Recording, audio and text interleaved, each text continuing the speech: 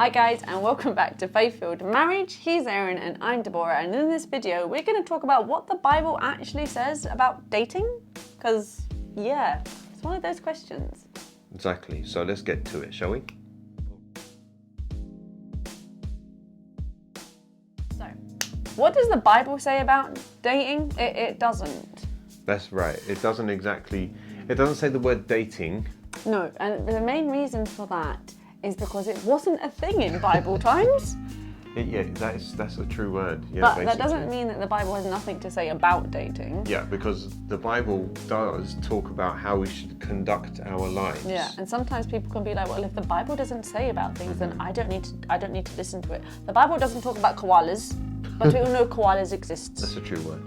Okay, so in the same way, the Bible may not explicitly say about when you are dating somebody, because it wasn't a thing in Bible times and in the culture around when the Bible was written. But it has a lot of things to say about relationships and how dealing with people and stuff like that, and that's what we're going to answer in this video. That's right. So, to start us off, number one, we're meant to be separate/different. And we have a reading that I'm going to read from what she calls my preacher Bible. Can we just appreciate how big this Bible, look, wow. It's like one of those. It's fine, there's nothing wrong with a massive Bible. It's not massive, it's normal. Anyway, right?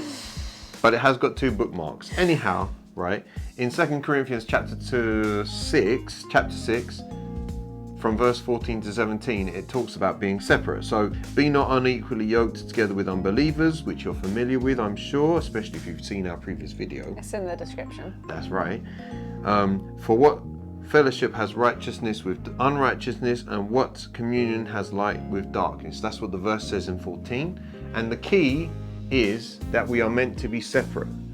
So we can't just do everything the same way that all the people around us would do. Clearly, if we're Christians, we're supposed to live a Christian life. So biblically speaking, we can't just be going around and testing people out.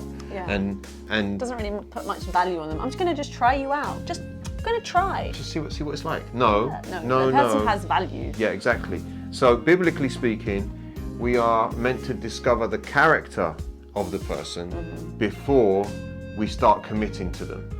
Did you hear what I said? Before we start committing to them, not before we get committed to them. But at the same time, Christians have this really, especially Christian girls, okay? Ladies, we have to face it. We have this reputation of, I've met you, first date. Did you notice how few blinks were happening there? And now you're picturing walking down the aisle towards this man that you're sat in Starbucks with. Okay, and you don't even know how many siblings he's have. That's a lot of pressure on the dude right there. But it also goes the other way around, okay? It's just not as extreme. But, you shouldn't date to try someone out and test them out. But, at the same time. We've got a video about that as well. There's loads of ways that you can protect yourself from doing about how stuff. finding a Christian spouse, and we'll put that in the link in the description as well. Indeed. But are they your life partner? You're not just dating to sort of try a person out and sort of experiment with them, but actually valuing them as a person and understanding that you're going to be spending potentially months of their life and their time on you, and you're going to be doing it with them. And if you're just sort of testing, you're experimenting, you're not valuing their time, and that's not you're not valuing their time, you're not valuing their life, which is of course their time, but also it's a wrong target. If you get to know them as a person and you get to know them as a friend, that's a much better route than let me see if I've got a destination point with you. Yeah. Now, all of that said, I'm not against dating websites and all that kind of stuff, whatever. You can see the link in the description below about our previous video. Just be careful what you do with each other, that's what I'm saying. Because you have to value each other, and that should come out in your character as well as trying to find out their character. So, point number 3, discipline. His dad has a really catchy phrase. It's dignity. Yes, indeed. And control. That's right. And one should be dignified and have some element of self-control when one is dating. So when you're dating, let's assume that you found the someone that you're quite interested in, and etc., etc. You might even peradventure, biblical word, peradventure be attracted to them No, you can be attracted to a person. as a Christian. Oh my days, who knew? Who knew? I did, it turns out. Okay, you're That's allowed right. to be attracted to another That's right. person, guys. That's right. It's not unbiblical. But when you're dating, we're developing a foundation for the rest of our lives.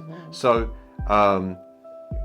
we have to develop with our dating as you get to know that person. You cannot allow yourself to know everything about that person before your marriage takes place. Yeah. So, I mean, that physically, yeah. That's right. That's quite of an obvious one. well, it should be, but It should be obvious, but also like emotionally, you know, and like you can't be like, hey, first, second date, let me tell you my entire life story and all of my traumas and all of the things. You know, there is your relationship should grow.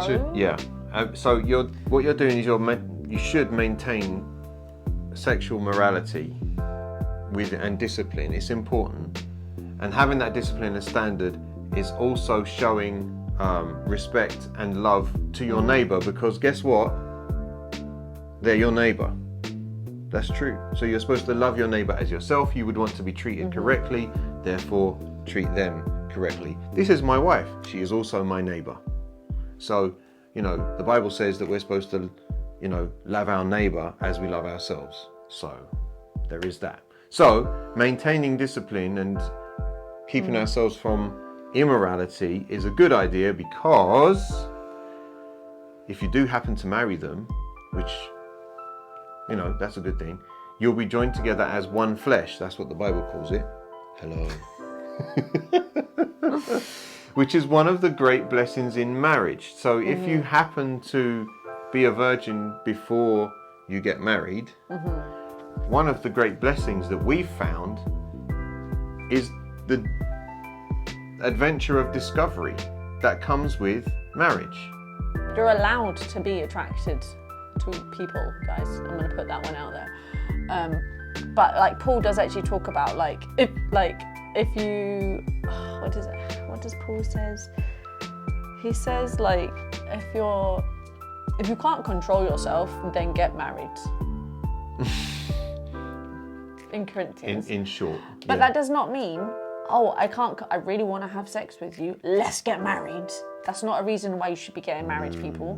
Okay? Kind of a pretty self-centered reason to start getting married, right? I mean, I'm not saying it's not a reason to get Yeah, married. but it's not the reason. It should not be the Wow. reason.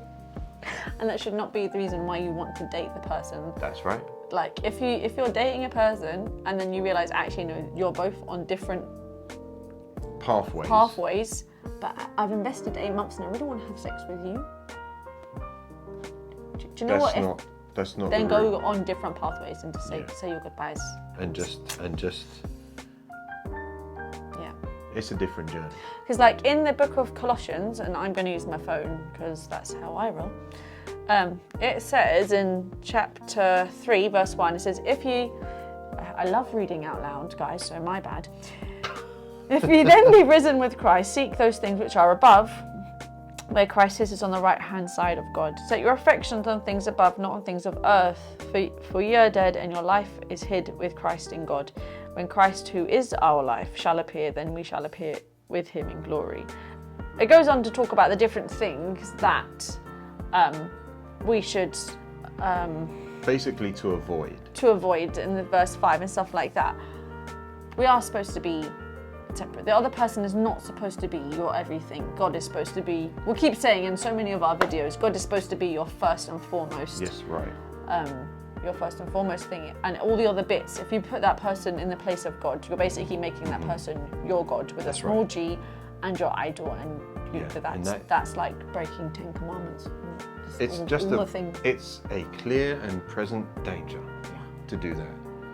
And if you were to put God anywhere other than the top spot, the reality is, from biblically speaking, then problems. Well, the other thing that is in front of God is become an idol, and we don't want that kind of thing. That's danger. Now, in Matthew chapter 22, it says, and starting at verse 37, this is what Jesus said, all right? It says, Jesus says unto him, thou shalt love the Lord thy God with all thy heart, all thy soul, and with all thy mind. So that's the top spot. Then it says, this is the first and great commandment, and the second is like unto it, thou shalt love oh my days. And the second is like unto it, thou shalt love thy neighbor as thyself. So doesn't it go on to say, like, is it? On these two commandments hang all the law and the prophets. In other words, if you're treating God in the top spot and you've got your right place with him, then that will necessarily affect your relationships with everybody else. If my relationship with the Lord is good, my relationship with Deborah will be good. And the same with her and the Lord, then she will have a good relationship with me. Why? Because we would have the right perspective. Yeah. And that is the way it's supposed to work. And I think even though the Bible doesn't explicitly talk about dating, it has a lot to say about relationships. It's got a lot to talk about How general you, conduct, really. Yeah, and how you do with other people. And I think the important thing to think about is, like, it's not like rigid dogma that has no reason, or it's just rules for the sake of rules. That's right. But actually, God, we're all made with innate value. And we're all made with a purpose. And if you go around dating not bearing in mind that those people are valuable to God and they are his children, well, then actually you're disrespecting God, because you're basically saying, sorry God, the thing you've made is of no value, I just want to have my way with it. Well, it becomes a case of, instead of that person being treated as a person, this the danger of treating them as an object. Yeah, and like, that's not okay. No. And so on our next video, guys, we're going to talk about what the Bible has to say about marriage. Yep. And we will see you on the next one. Make sure you subscribe so you don't miss it. That's right. And what is your experience about dating? Put some comments below. See you later, guys. Take care. Bye. Bye.